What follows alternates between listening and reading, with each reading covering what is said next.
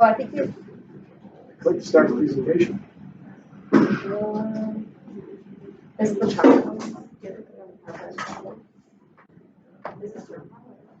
This is yours.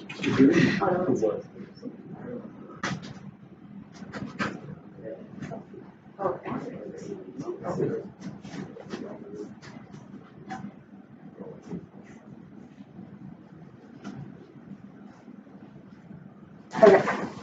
So I did my PowerPoint on Chernobyl, or the accident that happened in Chernobyl with the nuclear plant. So Chernobyl, the accident happened in 1986, and Chernobyl was originally part of Russia when the accident happened. Now it's in Ukraine, and the accident happened due to a poor design of the nuclear power plant. So nuclear power plants work where they heat up water, and the water then turns into steam.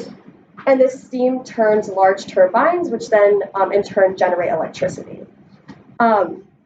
In the reactor itself, there's a nuclear fission going on where atoms are being split up into smaller atoms, which are then in turn generating or creating energy, which then heats up the water, creating steam.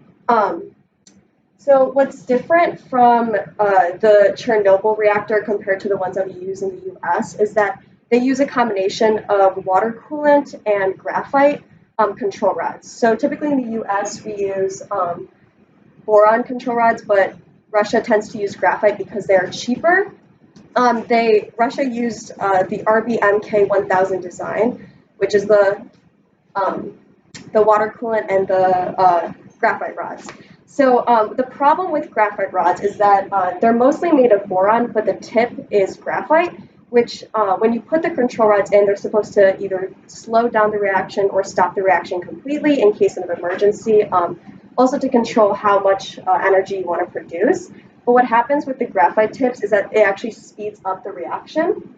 So Dyatlov was the chief engineer at Chernobyl the day that the accident happened, and he was running an experiment, or he was running a test to see how much energy he could actually produce if the machines all shut down. So like in the power plant, they were shutting down all the machines, and they started pulling out every single control rod, one by one. And the reactors started getting more and more unstable as they pulled out every single rod. And at the point where the reactor became unstable, Dyatlov decided to push a button, which is in the operating room.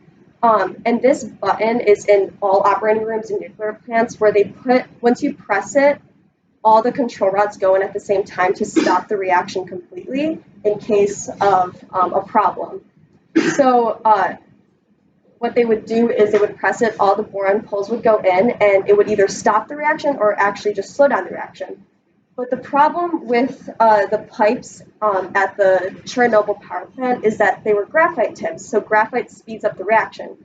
So when all the graphite tips went into the unstable reactor at the same time, it incredibly sped up the reaction so much that when they pressed the button that was supposed to be a safety measure, it actually ended up exploding the entire plant.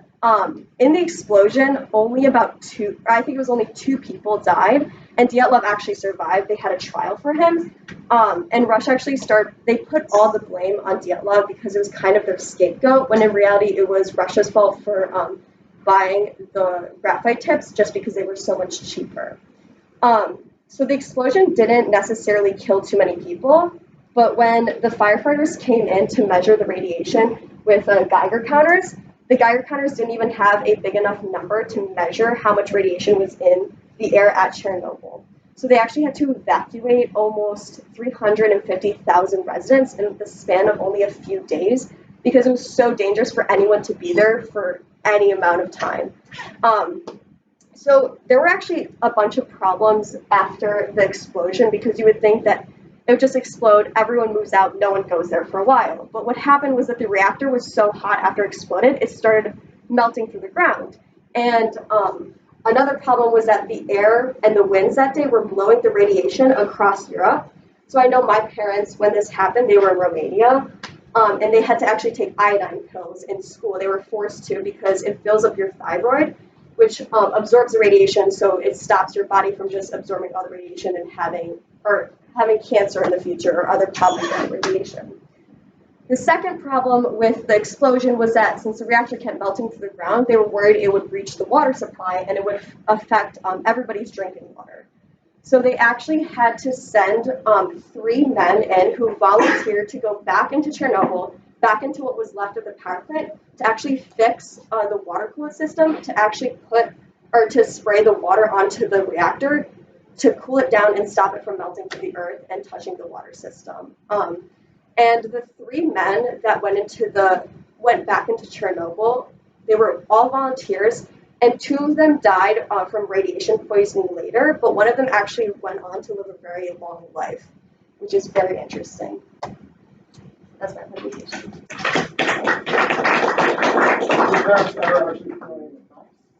No, they didn't because they were afraid that the wind was below all the radiation, but the wind that day actually ended up